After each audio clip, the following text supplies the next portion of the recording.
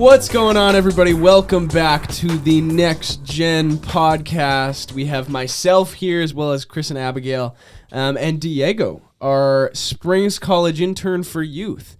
So today we actually wanted to get into relationships. If you listened to our last podcast, we talked about friendships, but today we're talking a little bit more about romantic relationships, dating, all those different things. So have you ever been dumped / broken up with somebody? So has somebody dumped you, or have you broken up with somebody else? Yeah, I probably been broken up with twice. That's rough. Yeah, and the first one, I was in grade 9, dating a grade 12, and he likes the older women, yeah, obviously. I met her through my older brother. He was friends with her, and then yeah, and then so we had dated for like a year. And some stuff had happened with her and my older brother, and it was just like a weird situation, and I had to end it. But then the thing was, I broke up with her originally. Yeah. And then I tried giving her a second chance, and then she broke up with me for a guy that didn't even live near us. It was a long distance relationship. That sucks. So, yeah, that was the first one. And but then obviously she wasn't the one. No. Right? Well, you never know. No, I'm just kidding. And then the second one was a girl I met in the military. We did my BMQ, which is basic military qualifications, together. And then from that, we weren't together. Like, we didn't start dating right away because it would have had to have been a long distance relationship, and we had only known each other for a couple months. So it was like, we didn't want to invest time into that or whatever. Yeah. But we kind of kept in contact, and then we met up with each other again during a separate training. She was on her SQ, which is soldiers qualifications, and I was doing my infantry training. Cool. And we met up again. And from there, we just decided that we still had those feelings for each other. We started dating. It became a long distance relationship. And then she broke up with me for specific reasons that I think I know some, but I don't want to accuse her of anything. So, yeah. But I think it was mainly because of just the distance itself. And also, she wasn't Christian. So was that hard to go through, or was it kind of like, eh? Well, see, I saw it coming. Yeah. And so it was a little easier, I guess. If it would have just come out of nowhere, I think it would have been harder, but definitely. I also had 2, but I broke up with them for both times. You broke up. So she's the heartbreaker here. I am not a that's heartbreaker. More of a girl thing. Yeah, whatever. Yeah, definitely like neither one of us was ready, I think. So I remember telling one of my friends to send him up to where I was by my locker. And I was like, yeah, we're done. He probably didn't even see it coming. Basically, no, he didn't. And then blindsided the guy. Yeah, and he was like, oh, is there anything I can do? I was like, no. And then I walked away. That's it. No. So that was definitely like harsh. It should have been nicer, but whatever. My other relationship was, I ended it in grade 12, but we had started dating when I was in grade 11. But I remember the next day I was like, hey, we need to talk. Do you have time after work? And he's like, yeah. So we met up at Tim Hortons. And I was like, yeah, so... Just blindsided another one. No, I think he definitely, he knew it was coming. Yeah, okay. Because of the day before, he was being very fun. Nice. Yeah, fun. But yeah, I was like, yeah, That's this isn't going to work. And he was like very upset, but that's happens. that one. Okay, Diego, what about you? Well, you're lucky because you got to break up in person. I have had one girlfriend in the past, and I'm now dating my girlfriend now. But I was broken up over text at 11 o'clock at night. Because, I mean, I'm the one who questioned it. Because we had been, that was right over COVID. So then we had been really spacey, and her mom works at an old folks home.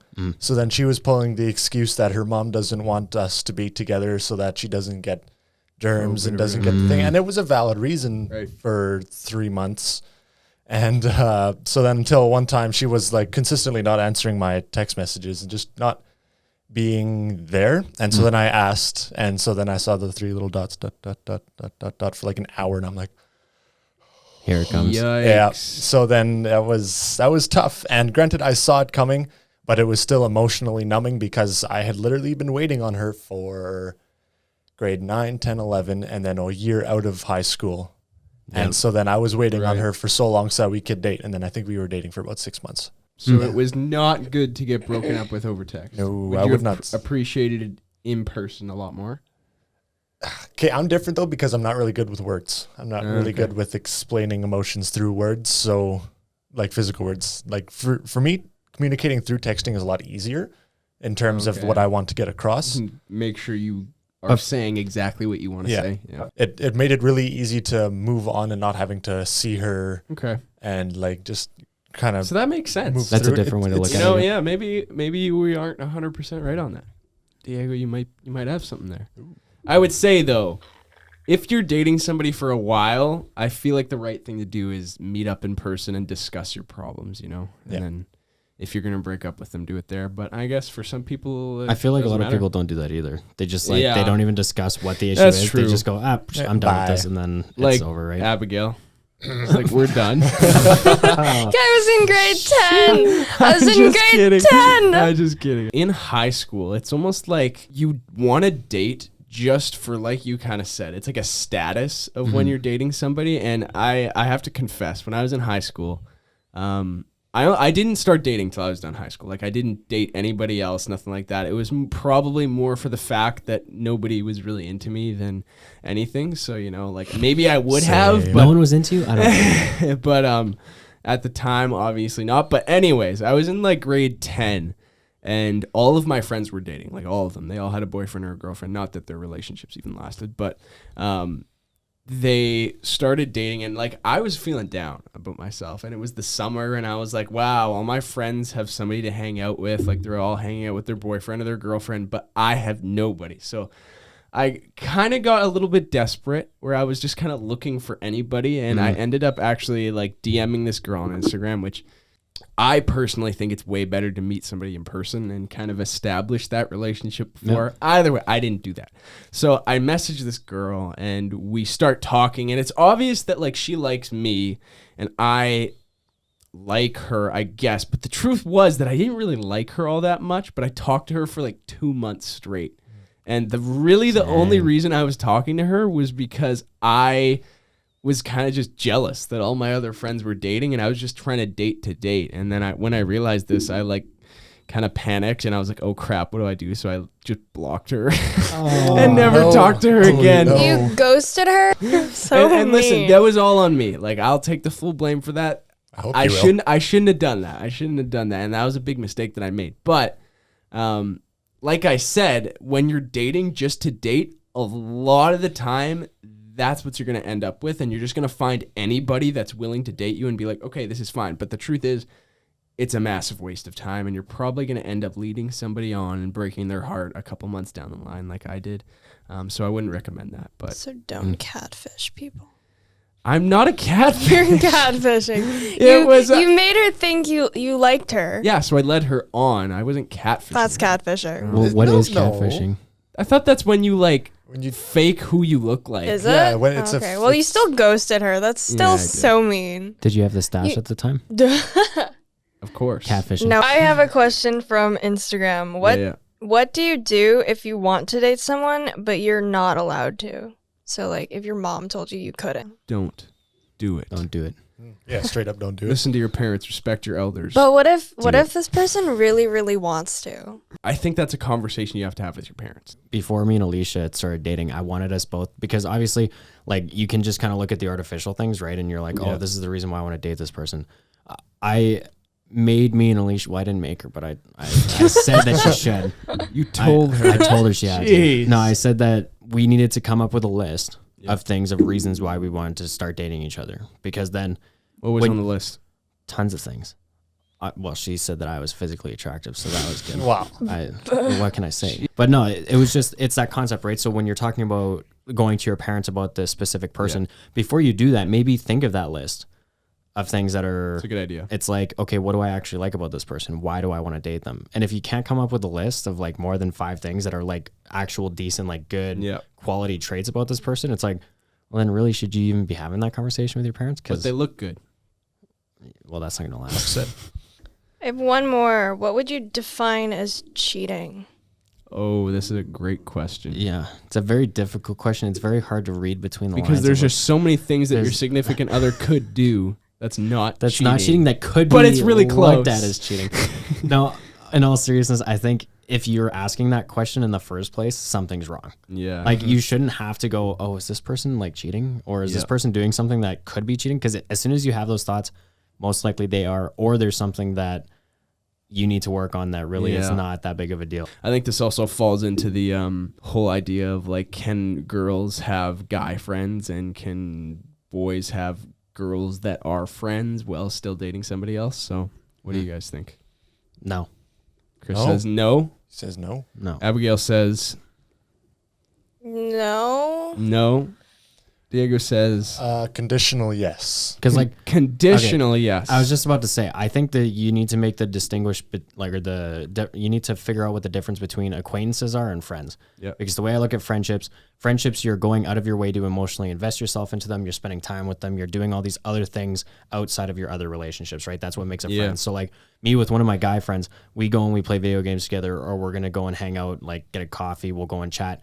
If Alicia was going and getting a coffee with another dude and it was just the two of them, I trust Alicia and I know that she wouldn't cheat on me, but I don't trust the other guy. And also, as soon as you start building that relationship with another person of the opposite sex, God created Adam and Eve so that they could have relationship with each other, right? We're designed to start growing emotionally attached to other beings as soon as you start building that relationship, right? Outside of like being acquaintances, in the sense of I'm not going to be, I'll still talk to girls, but I'm not going to like go out of my way to be alone with them or build more than what I already have with Alicia. You know what I mean? I don't need that. And it's too much of a gray area for me. On my conditional yes there, I have a female friend, and so me and Hannah are best friends. We were best friends. I haven't seen her in a really long time. So, but like on the regular, we would go out and we would have iced coffees. Like we grew pretty close out of high school, like during the summer at Bible camp. And so like she repeatedly like would always say that you're always like a big brother to me and my brother Malachi. You're always like brothers to me, because she never really had any older siblings. She was always the oldest. So from her point, it was kind of nice to have somebody older than her to hang around with. Right. And so after I started dating Kira, then I stopped pursuing saying, hey, we should go get some iced coffees, or we should go and do this. And I've left it more so that if she's hanging out with some other people, I'll go hang out with them, but I won't pursue that relationship alone. I wouldn't consider that it's not that you're not friends, but you're more acquaintances now, right? Because you're not going out of your way to emotionally build that relationship, right? Yeah.